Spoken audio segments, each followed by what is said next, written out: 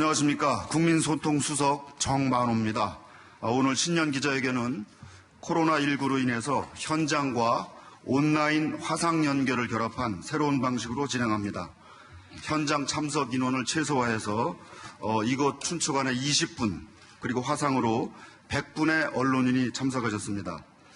질의응답은 대통령께서 직접 진행을 하시고 번호를 호명하는 방식으로 질문자를 지목하겠습니다. 질의하실 때는 번호가 적힌 팻말을 잘 보이게 들어주시기 바랍니다. 질의응답은 방역, 사회, 정치, 경제, 외교안보 이렇게 3개 분야로 나누어 진행을 합니다. 분야별 질의응답이 끝나면 온라인 채팅 질의가 이어집니다. 채팅 질의는 이번에 처음으로 시도하는 것입니다. 인원 제약 때문에 현장이나 화상으로 참여하지 못한 기자들을 대상으로 실시간으로 질문을 받아서 진행하게 됩니다.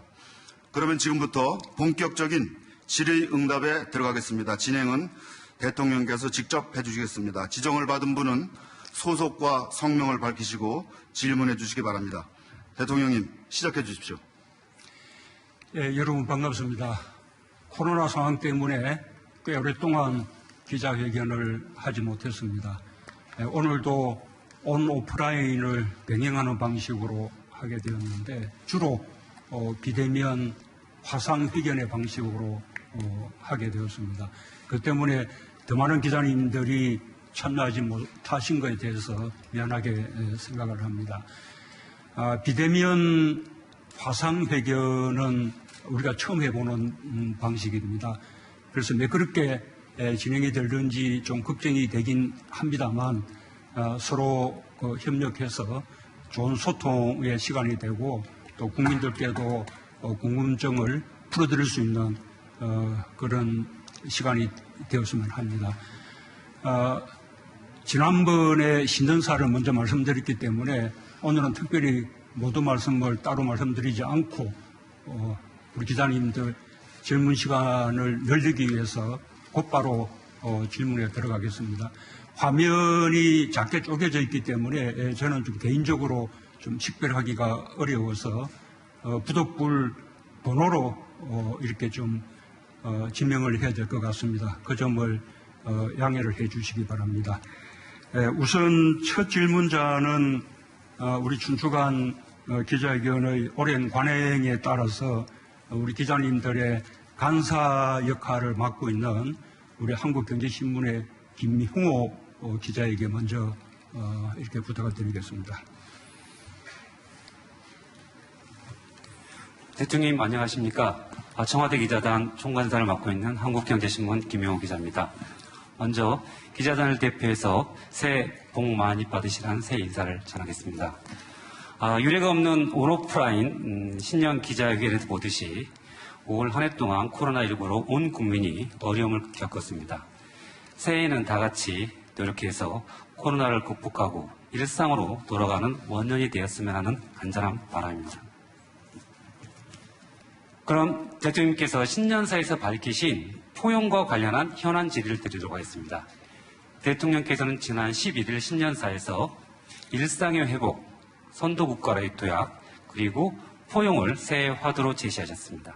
특히 이 가운데 포용을 두고는 이명박, 박근혜 두 전직 대통령의 사명과 연계한 전망이 이어지고 있습니다.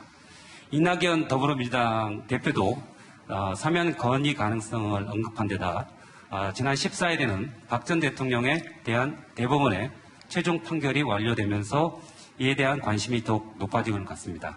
연초부터 이어지고 있는 두 전직 대통령의 사면에 대한 대통령의 입장을 부탁드리겠습니다. 아울러 대통령께서 신년사에서 포용을 강조하시면서 코로나19로 인한 사회적 격차 해소를 말씀하셨습니다. 그런데 최근 우리 사회는 주택가격 급등으로 인한 부동산 양극화가 사회적 격차를 확대하는 또 다른 불안 요인이 되고 있습니다. 물론 대통령께서 신년사에서 주거 불안 문제에 대해서 송구하다는 입장을 밝히면서 올해는 특히 공급 확대에 역점을 두시겠다고 말씀하셨습니다. 이는 지난해 신년사에서 투기 억제를 강조하셨던 부분과 크게 달라진 것인데요. 부동산 정책 기조의 변화인지 궁금합니다. 그리고 신속한 공급 확대를 위해서 어떤 방안들을 구상하고 계신지 설명을 부탁드리겠습니다. 감사합니다. 예, 첫 질문자로서 특권을 너무 많이 행사하신 것 같습니다. 예, 우선 제가 신년사에서 말씀드린 그 포용은 우리 기자님이 두 번째 말씀하신 데 해당합니다. 우리가 올해는 이 코로나 위기를 극복하고 빠르게 일상과 우리 경제를 회복해야 하는데 이 경제 회복에 있어서 그냥 단순한 회복을 넘어서서 코로나 시대에 더 이렇게 벌어지게 돼 있는 양극화, 격차 또는 불평등을 해소하는 그런 포용적인 회복이 중요하다라는 말씀에서 포용이라는 것을 특별한 독립된 그런 주제로 말씀을 드렸던 것입니다. 그 점에 대해서 올해 각별히 이렇게 노력을 기울이겠습니다. 사면의 문제는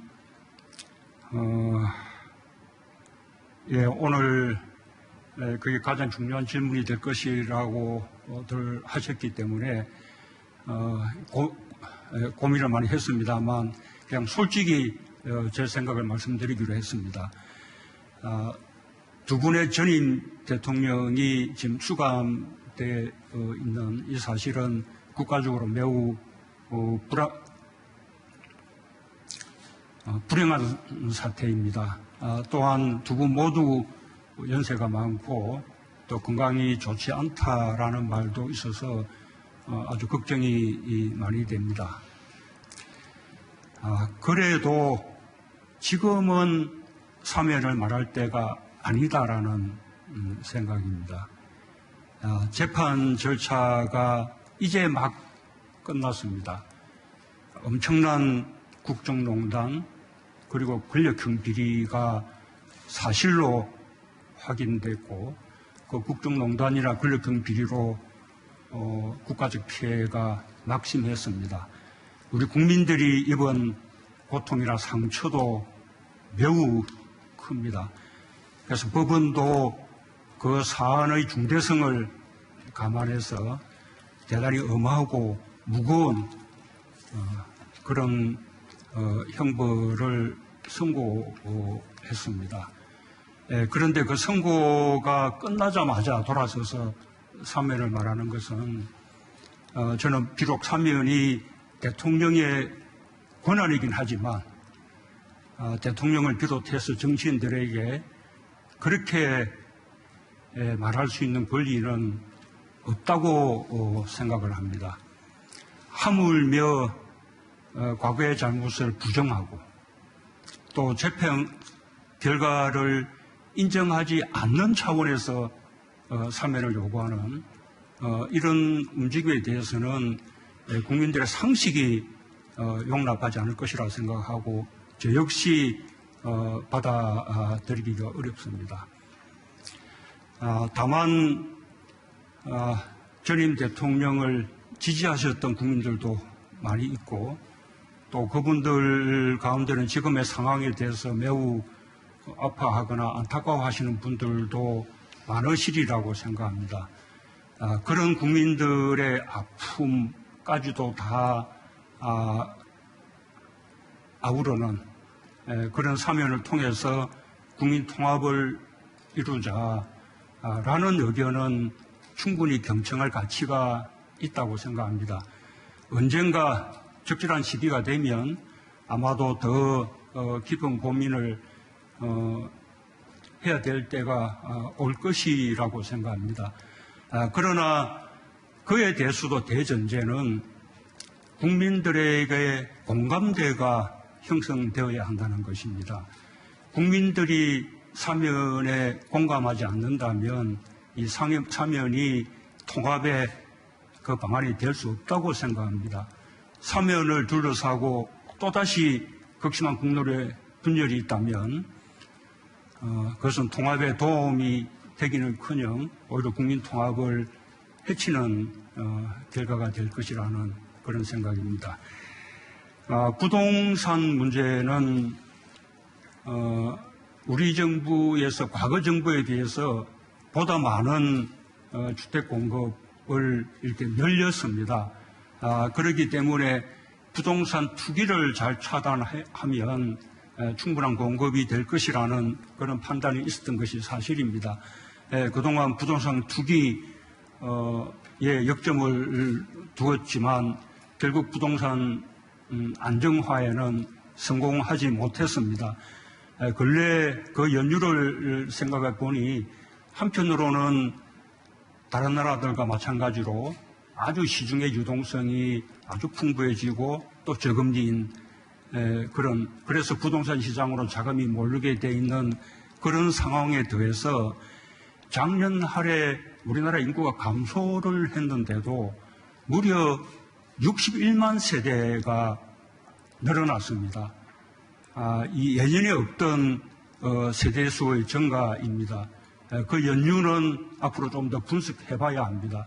그렇게 이렇게 세대수가 급증하면서 우리가 예측했던 그 공급의 그 물량에 대한 어떤 수요가 더 초과하게 되고 그것으로 결국 공급 부족이 이 부동산 가격의 상승을 부추긴 그런 측면도 있다고 생각합니다.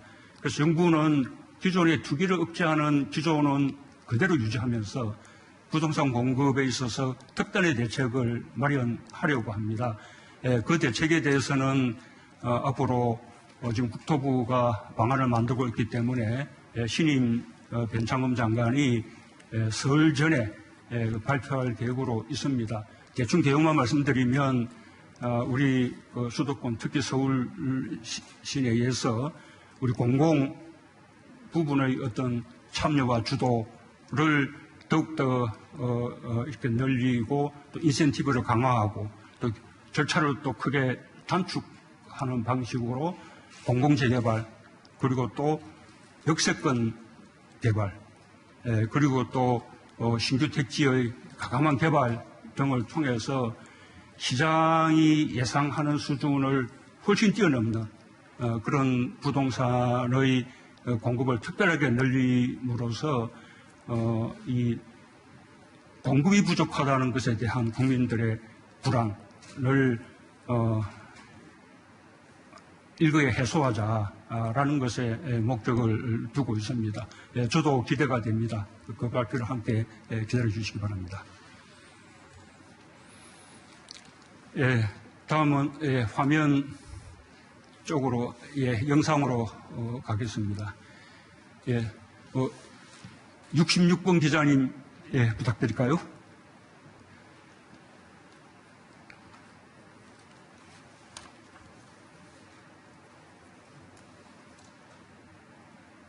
말씀하십시오. 인천일보 이상훈 기자님. 인천일보 이상훈 기자입니다. 새해 복 많이 받으시고요. 먼저 질문할 기회를 주셔서 감사합니다. 중복 질문을 피하기 위해서 저는 교육 분야 질문을 하나 드리겠습니다. 권력기관 개혁에 공수처가 있다면 교육개혁에는 국가교육위원회가 있다고 생각합니다.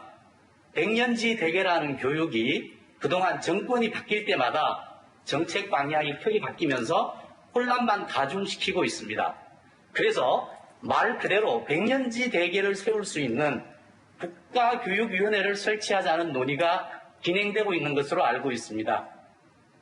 대통령님께서도 국정운영 100대 과제를 발표하실 때 2019년까지 국가교육위원회를 설치하겠다고 하셨습니다.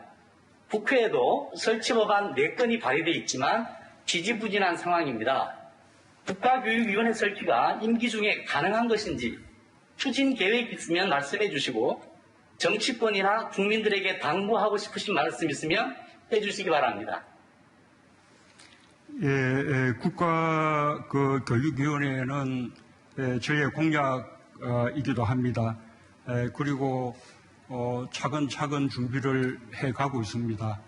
그동안 국가교육회의를 설치해서 국가교육정책의 기본 방향을 정하면서 국가교육위원회의 출범을 준비를 해왔습니다. 아마도 금년 중 출범을 좀 더 본격적으로 구체적인 방안까지 제시하고 아마 실행까지 나가게 되지 않을까 생각합니다. 물론 국회의 입법과 함께 가야 되기 때문에 국회와도 긴밀히 소통하면서 협의해 나가겠습니다.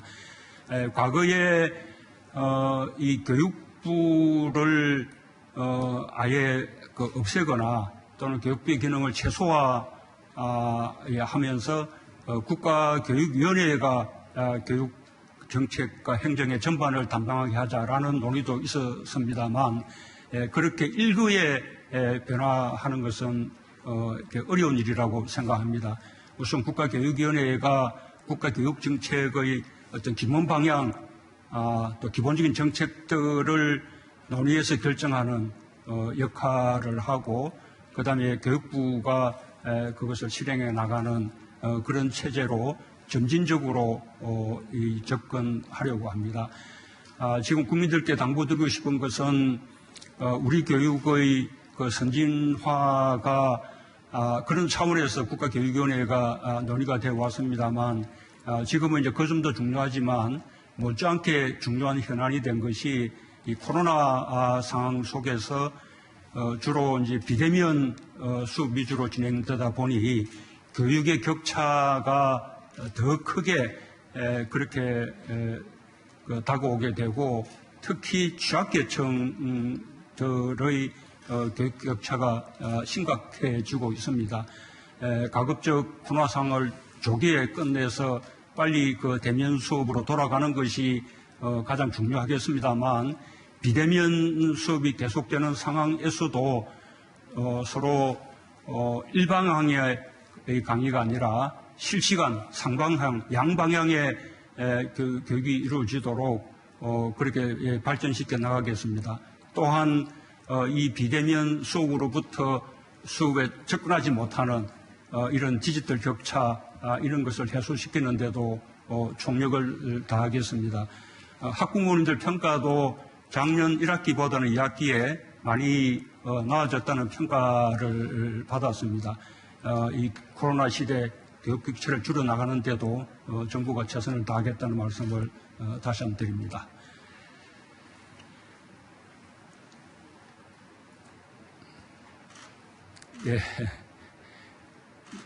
이번에 29번 기자님, 한국일보 신은별 기자님입니다. 네, 안녕하세요. 한국일보 신은별 기자입니다. 추미애 법무부 장관이 윤석열 검찰총장에 대해서 징계안 청구한 이후에 국민들 관심은 높아졌는데 대통령님과 언제 어떤 방식으로 좀 무슨 논의가 오갔는지에 대해서는 크게 알려진 바가 많지 않았는데요. 대통령님께서 여러 차례 사과도 하셨고 사안이 어느 정도 일단락되기도 했지만 혹시 바깥으로 드러난 결정들이 대통령님 의사와 어느 정도 일치하는 것인지 또 어떤 논의가 있었는지 궁금합니다.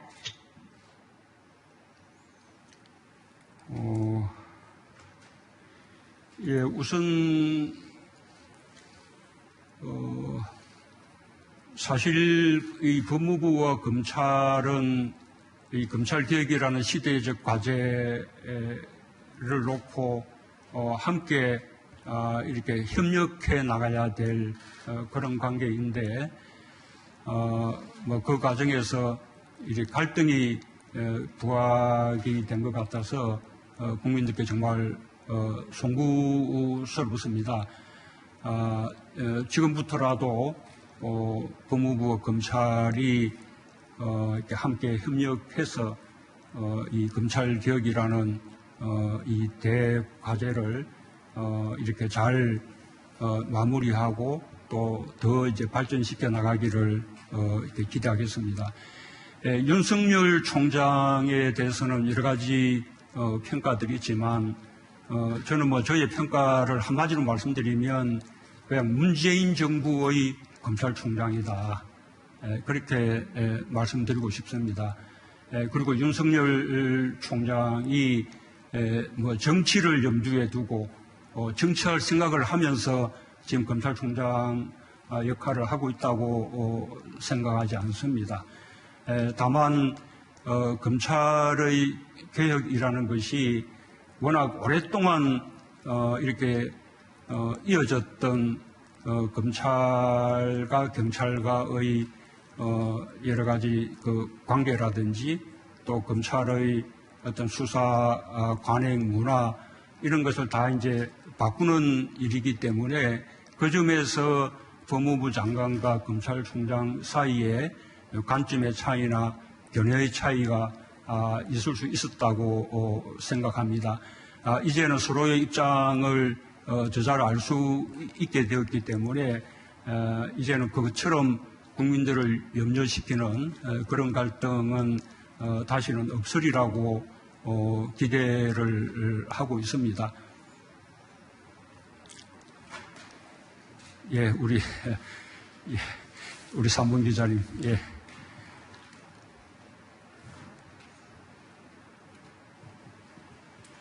뉴시스의 김태규 기자입니다. 개인적으로 3전 4기 끝에 질문할 기회를 얻게 됐는데요. 그 점 감회가 굉장히 새롭습니다. 앞선 질문과 연계된 질문을 좀 드리고 싶습니다. 대통령께서 특별 사면에 대한 입장을 묻는 질문에 굉장히 좀 고민이 많은 표정이 가까이서 보였는데요. 그 연장선상에서 방금 나온 질문과도 좀 연장선상이 좀 연관돼 있다라고 생각을 합니다. 현재 진행형의 검찰 개혁의 관점에서 한명숙 전 총리의 특별 사면과 두 전직 대통령의 사면을 함께 놓고 고민하시고 있는지 궁금하고요. 왜냐하면 대통령께서는 한 전 총리의 구속 당시 검찰의 표적 수사, 정치적 수사에 희생이 된 측면이 없지 않아 있다라고 언급하신 부분이 있었기 때문에 그 부분이 생각이 좀 났습니다. 그래서 시점상으로는 대통령께서 두 전직 대통령에 대한 사면을 지금 언급하는 거는 바람직하지 않다라고 말씀을 주셨었는데, 그러면 혹시 퇴임 전에 결단을 내리실 생각이 좀 있으신지, 한 전 총리와 두 전직 대통령 간에 같이 사면하는 방안을 함께 고민하고 계신지 그 부분 궁금합니다. 예, 저는 개인적으로 한명숙 전 총리님이나 두 분 전임 대통령에 대해서 모두 안타깝게 생각을 합니다. 그러나 제가 개인적으로 안타깝게 생각한다는 것과 또 대통령의 사면권 행사는 엄연히 다르다고 생각합니다. 대통령의 사면권도 국민들로부터 위임받은 것이기 때문에 대통령이 마음대로 이렇게 할 수 있는 것이 아니라고 생각합니다. 아직까지는 그 정치인 사면에 대해서 검토한 적이 없습니다. 앞으로 어떻게 될지는 지금으로서 미리 말하기는 어렵습니다. 그러나 아까 말씀드린 바와 같이 국민들의 공감대에 토대하지 않는 그런 이렇게 대통령의 어떤 일방적인 사면권 행사 이런 것은 지금 어렵다고 생각합니다. 제가 개인적으로 없다는 것만 아니라 그것이 시대적인 요청이라고 생각하고 있습니다.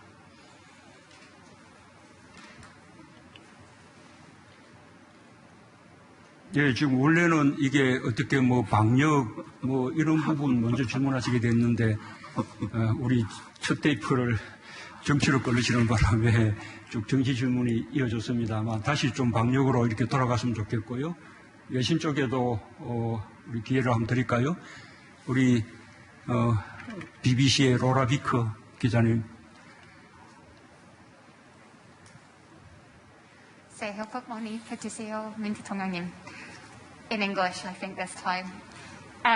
You have said the vaccine rollout will not be until perhaps late February, March. Do you regret not procuring vaccines earlier and therefore allowing South Korea a chance to get back to normal more quickly?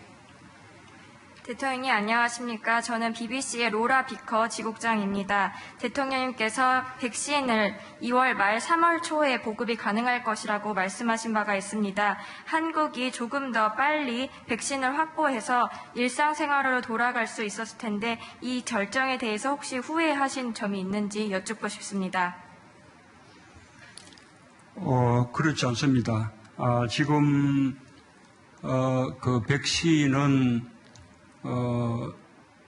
충분히 빨리 도입이 되고 있고 또 충분한 물량이 확보가 되었습니다.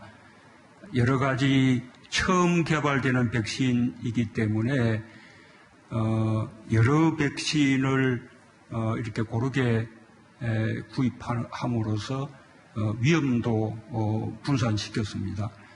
또 백신 접종에 시간도 걸리고 또 백신의 유통기간도 있기 때문에 분기별로 순차적으로 도입을 해서 2월부터 시작해서 대체로 한 9월까지는 접종이 필요한 국민들의 1차 접종까지는 다 마칠 계획이고 그쯤 되면 대체적으로 집단 면역이 형성될 거라고 생각합니다.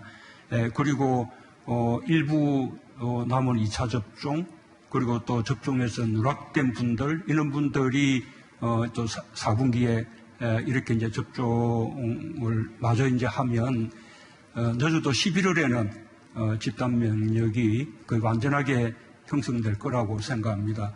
이런 접종의 시기라든지 그다음에 집단 면역의 형성 시기 이런 면에서 다른 나라들하고 비교해 보면 한국은 결코 늦지 않고 오히려 더 빠를 거라고 생각을 합니다. 지금 백신 첫 접종이 2월 말 또는 3월 초 이렇게 될 거라는 것은 우리 방역 당국이 이미 이제 밝힌 바가 있는데 지금으로서는 코박스 물량이 가장 먼저 들어올 가능성이 있습니다.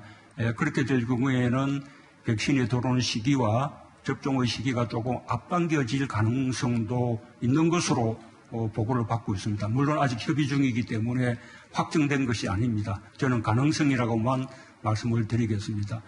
구체적인 내용은 방역 당국에서 상세한 백신 접종 계획을 세워서 국민들께 보고를 드릴 것입니다. 국민들께 한 가지 당부 말씀을 드리자면 정말 지금 어려운 시기를 이렇게 견디고 계십니다. 그러나 오늘 확진자 수가 300명대로 이렇게 내려왔듯이 지금 3차 유행이 꺾이고 있는 것은 분명합니다. 이번 한 주 동안 거의 400명대 또는 그 이하로 유지할 수 있다면 방역의 단계도 조금 더 이렇게 완화도 할 수 있을 것이라고 그렇게 기대하고 있습니다. 긴장을 놓치지 마시고 조금만 더 이 시기를 견뎌주시고 이겨내 주시면 바로 다음 달부터는 우리가 백신 접종을 시작할 수 있고 또 그에 앞서 치료제도 사용을 할 수 있기 때문에 우리가 세계 어느 나라보다도 앞서서 방역에서 성공을 거두고 위기를 극복하는 그래서 일상과 경제를 빠르게 회복시킬 수 있는 나라가 될 수 있을 것이라고 그렇게 생각합니다. 국민들께 조금만 더 힘을 내주십사라는 당부 말씀을 드리겠습니다.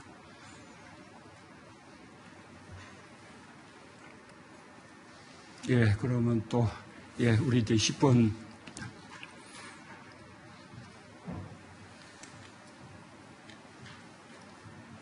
안녕하십니까. 아주경제신문의 김봉철 기자라고 합니다.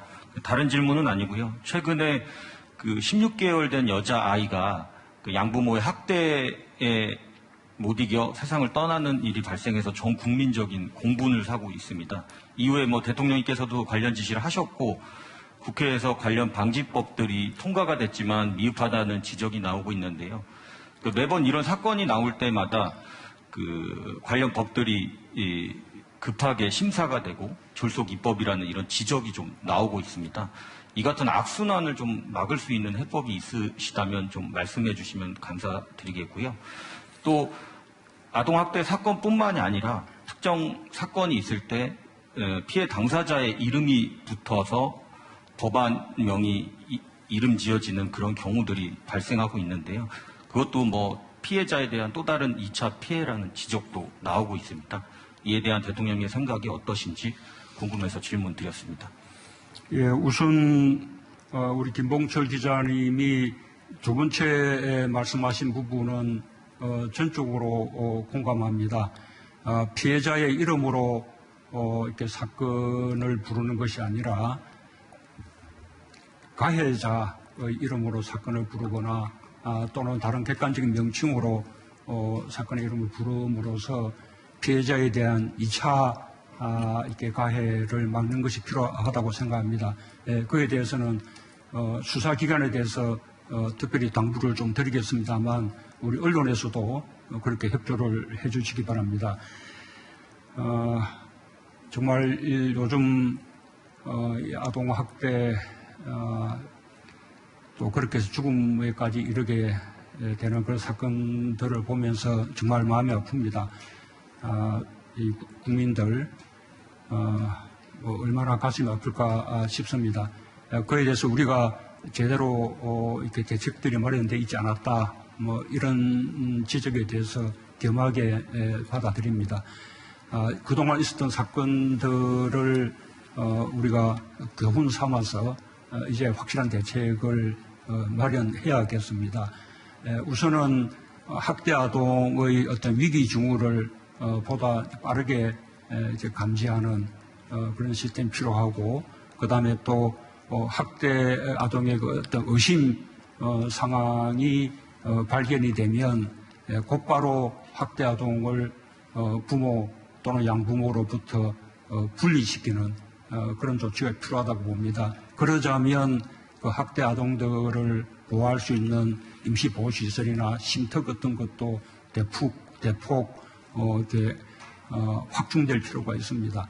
그리고 또 그 문제를 전담할 수 있는 전문성이 있는 아동학대 전담 공무원을 작년부터 이렇게 설치하기 시작했는데 그 숫자를 대폭 늘려야 할 필요가 있고, 그 공무원을 중심으로 경찰과 학교 또는 그 의료계 또는 시민사회, 아동보호기관 이런 종합적인 이런 논의 시스템을 마련해야 할 것이라고 그렇게 생각합니다.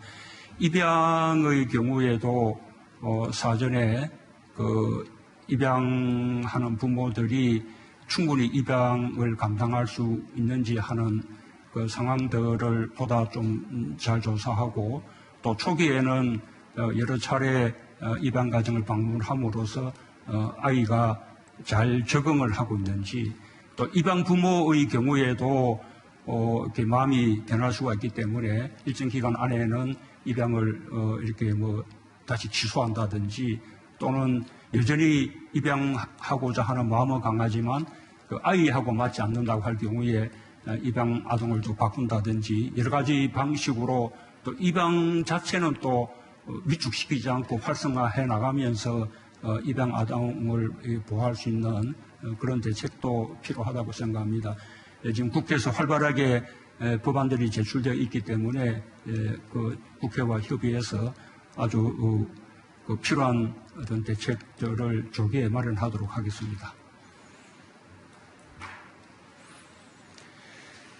예, 위로 올라가서요. 예. 21번 기자님. 예.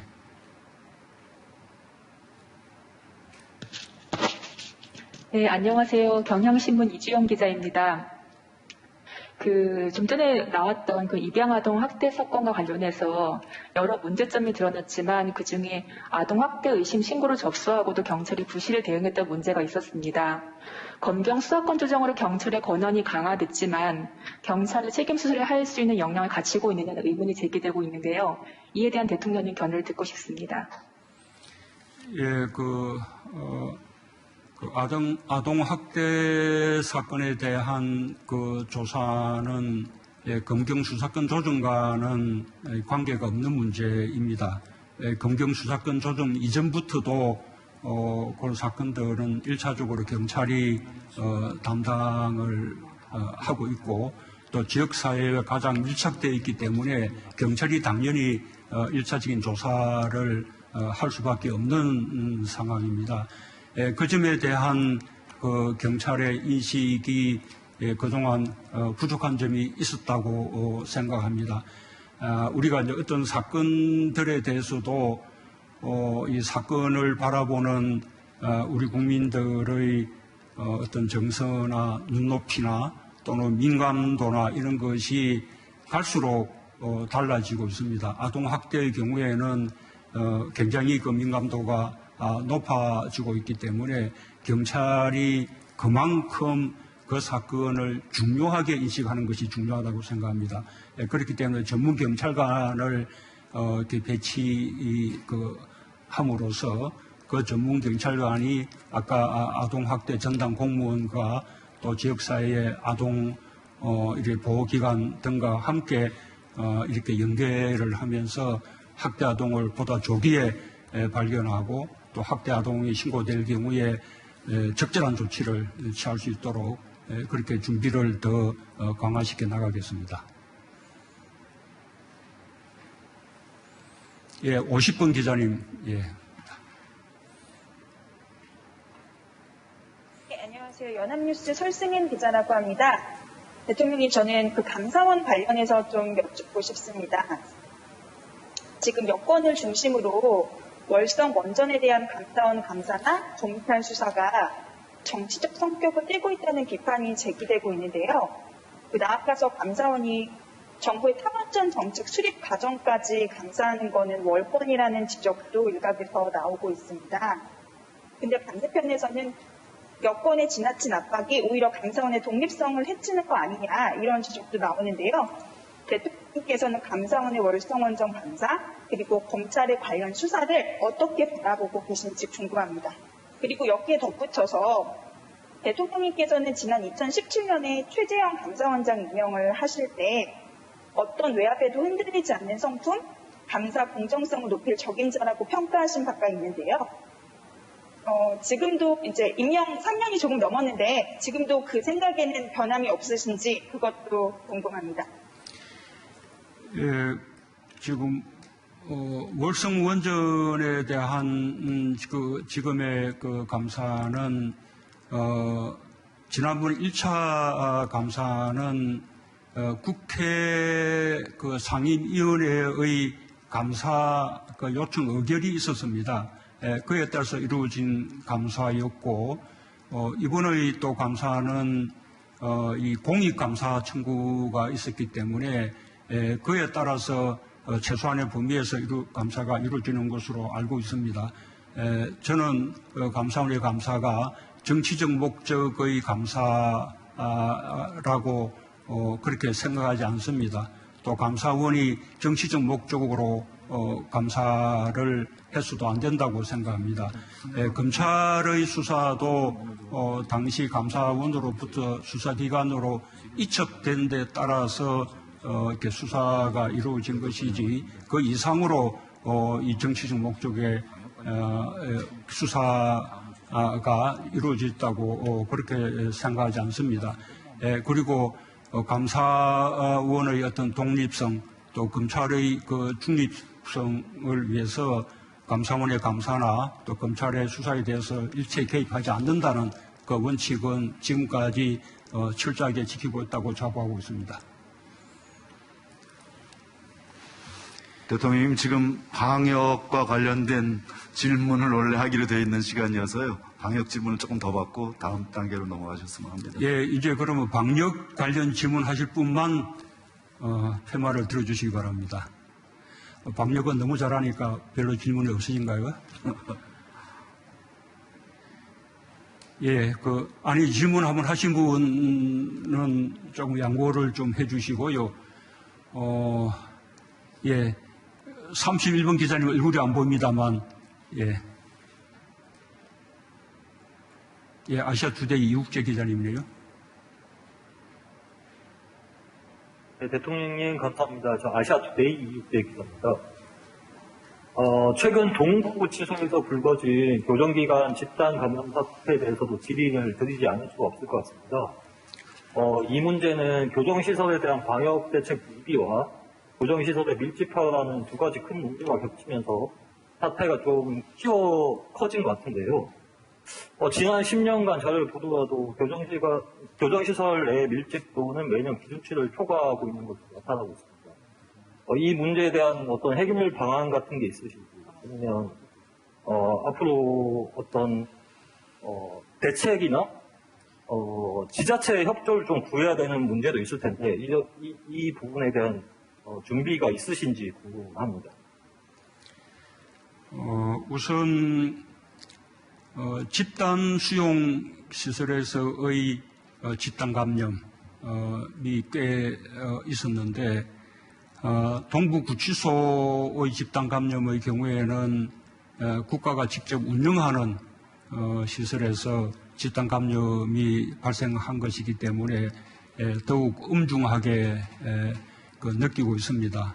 그래서 법무부 장관과 또 방역 당국이 이미 국민들께 사과를 드린 바도 있습니다. 이런 교도소 같은 수용시설에서 집단 감염이 발생하는 것은 다른 나라에도 여러 사례들이 많이 있었습니다. 약간의 특수성이 있다고 생각합니다.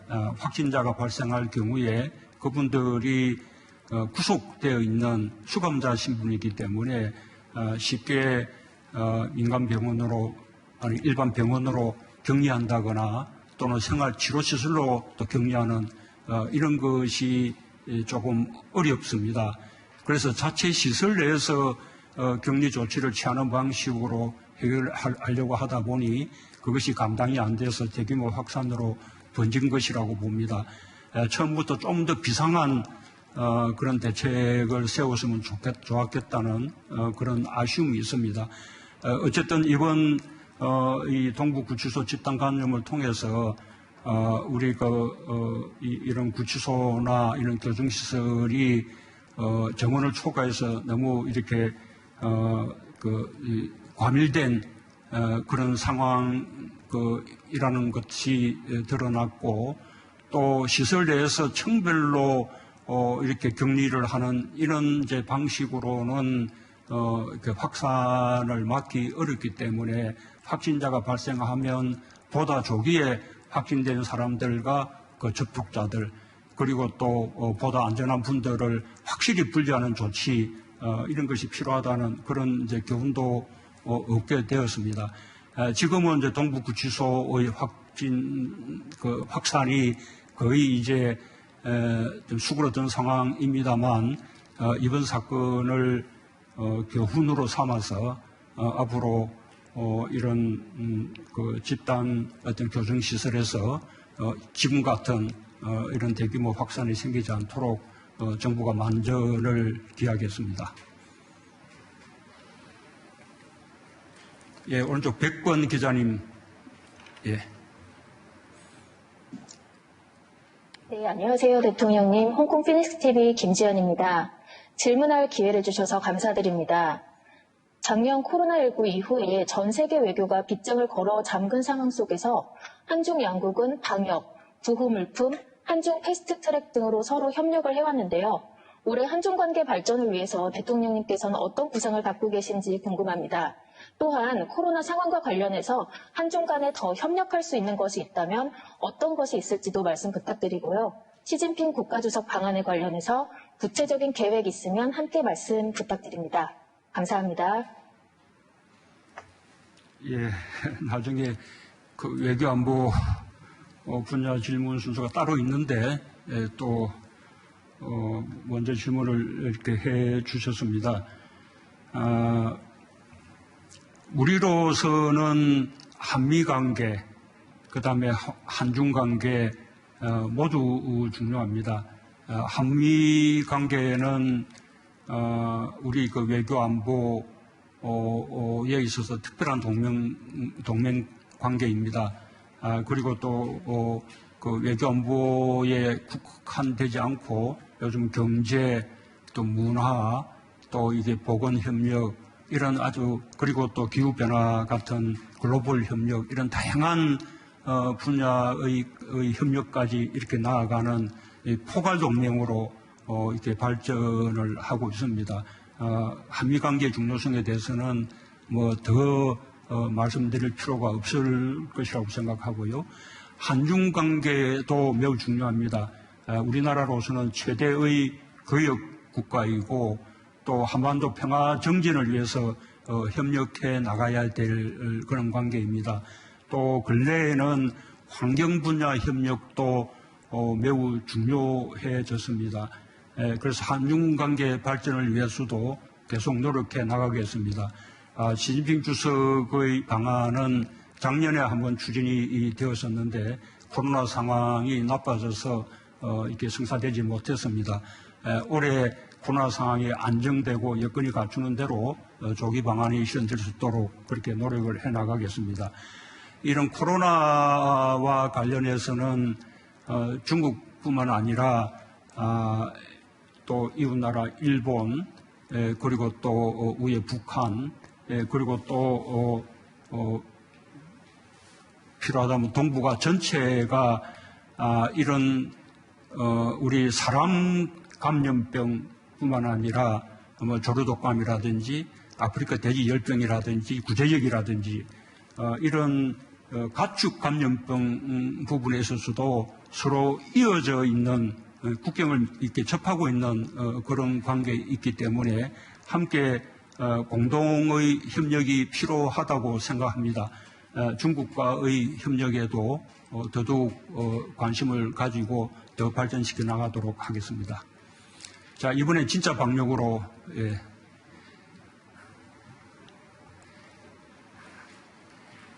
예, 73번 기자님 부탁합니다.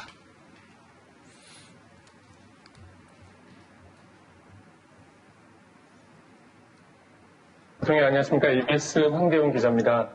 아까 전에 나왔던 질문에서 좀 연계된 질문으로 드리고자 합니다. 지난 한 해 동안 교육과 보육 현장에서 가정 돌봄과 원격 교육이 진행되면서 말씀하신 대로 학력 격차도 많이 벌어졌고 또 정인이 사건과 아동 학대가 더 수면 아래로 가라앉는다는 지적도 나오고 있는데요. 결국 등교 수업을 늘려야 해결될 문제 같은데 올해 등교 수업을 안전하게 늘릴 수 있는 대책 어떻게 준비하고 계신지 질문 드리겠습니다. 예, 우리 EBS 황대웅 기자님이었는데 우리가 코로나 상황 때문에 부득이 그 비대면 원격 수업을 하게 되었을 때 전국 단위의 그 원격 수업이 가능하게 되었던 것은 당시 EBS의 협력 덕분이 아주 컸습니다. 감사를 드립니다. 아마도 전국 단위의 원격 수업을 그렇게 전체 아동을 대상으로 할 수 있는 나라는 아마 우리가 세계에서 처음이 아닌가 싶습니다. 어쨌든 그런 원격 수업은 등교 수업이 이루어지지 않기 때문에 맞으면 부득이 선택하는 그 대안이고 그다음에 좀 더 우리가 상황이 정상화된다면 대면 수업을 좀 더 보완하는 방법으로 이렇게 활용할 수는 있겠지만 이 원격 수업 자체가 근본적인 대안이 될 수는 없다고 생각을 합니다. 최대한 코로나 상황을 빨리 극복해서 아이들이 학교에 등교해서 대면 수업을 할 수 있는 것이 그만큼 아이들에 대한 교육의 효과도 누리고 또 아이들의 사회성도 이렇게 늘려주고 부모들의 돌봄 부담도 덜어주는 그런 근본적인 방법이라고 생각합니다.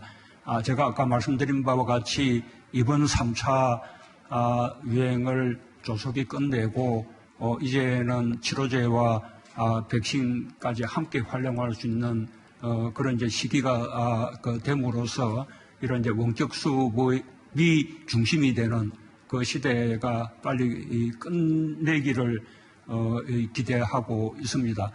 뿐만 아니라 또 부득이 원격 수업이 또 계속되는 경우에 있어서도 그로 인해 생기는 교육 격차를 최대한 막고 또 그 아이들의 이 돌봄 문제가 해결될 수 있도록 이 공보육과 공돌봄 또 온종일 돌봄 같은 이런 돌봄을 획기적으로 늘림으로써 부모들의 돌봄에 대한 부담을 들어주고 아이들이 돌봄 밖에서 방치되는 일이 없도록 정부가 최선을 다하겠습니다.